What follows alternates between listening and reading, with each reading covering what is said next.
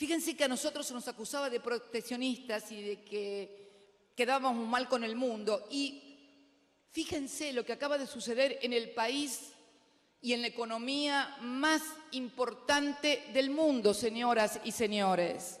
Acaba de ganar alguien que hace del proteccionismo de sus trabajadores, de sus empresas, pero fundamentalmente de sus trabajadores y de su mercado interno una bandera. Porque, a ver, no engañarse, señores.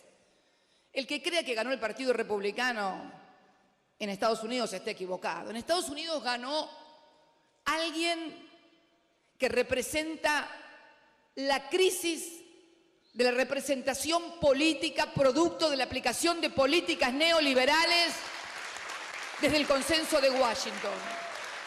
Porque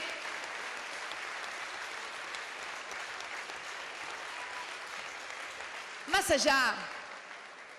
allá de los estereotipos, más allá de los extremos, que nadie piense que el pueblo de los Estados Unidos ha votado como quieren hacerlo aparecer. Me he leído todas las editoriales de los más importantes medios de comunicación escrita, que son líderes en formación de opinión de Estados Unidos.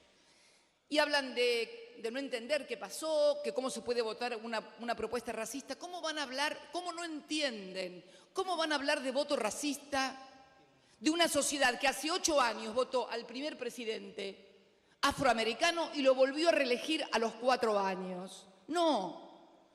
Lo que el pueblo de Estados Unidos está buscando, y lo está buscando aparentemente ya desde la propia elección de su primer presidente afroamericano, es alguien que rompa con un establishment económico que lo único que les ha causado es pobreza, desalojos, pérdida de sus casas, pérdida de su trabajo. Eso es lo que pasó. Que quien lo encare o quien lo encarne sea una persona con determinadas características personales, no puede oficiar de árbol para taparnos el bosque, por favor. Lo maravilloso de esta elección es que el pueblo de los Estados Unidos votó de acuerdo a lo que él está sintiendo económicamente. Fíjense que había más de 300 medios de comunicación que apoyaban a la otra candidata y solamente 13 medios apoyaban a quien ganó. Sin embargo, la sociedad, a pesar de los exabruptos, a pesar de los estereotipos, eligió a alguien que le decía que les iba a devolver el trabajo. Si después cumplen, es otro, no está en análisis esto. Porque lo que tenemos que entender, en realidad, unos analizaban qué le convenía más a la Argentina, si uno o del otro. Miren, yo tengo mi particular percepción. Yo creo que Estados Unidos, más que un país presidencialista, es un país sistémico. Lo maneja un sistema de relaciones, de ideas y fundamentalmente de poderes. Y esto lo aprendí también, no solamente de nuestra larga militancia, sino fundamentalmente también de lo que me pasó frente a la elección del primer presidente afroamericano. En realidad, debo confesar que había despertado ciertas expectativas en cuanto al cambio de lo que era el rol de Estados Unidos en el mundo, en la economía. Y bueno, en realidad, más que expectativas racionales, o sea, expectativas apoyadas en hechos objetivos que pudieran demostrar eso, me di cuenta que eran más que nada deseos, muchas veces, de que las cosas sucedan. Y nos pasa muchas veces que las expectativas se confunden con los deseos.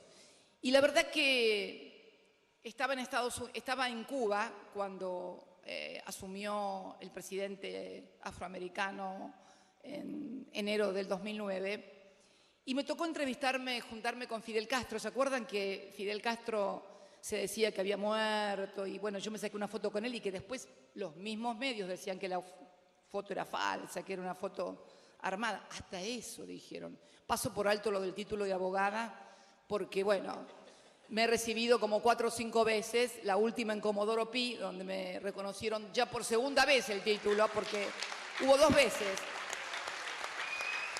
veces ahí.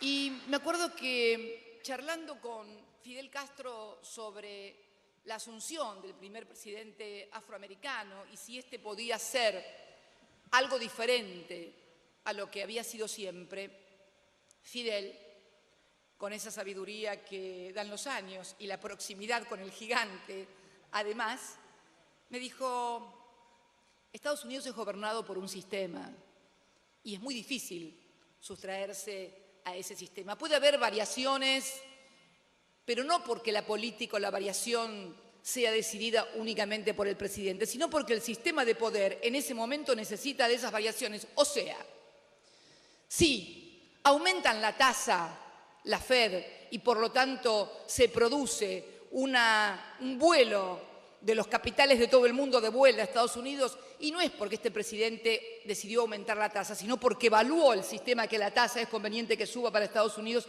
y lo hace. Lo mismo en materia de política migratoria, en materia de protección. ¿Por qué? Porque está fallando el sistema de representación política y yo creo que van a tomar debida nota de esas fallas de representación.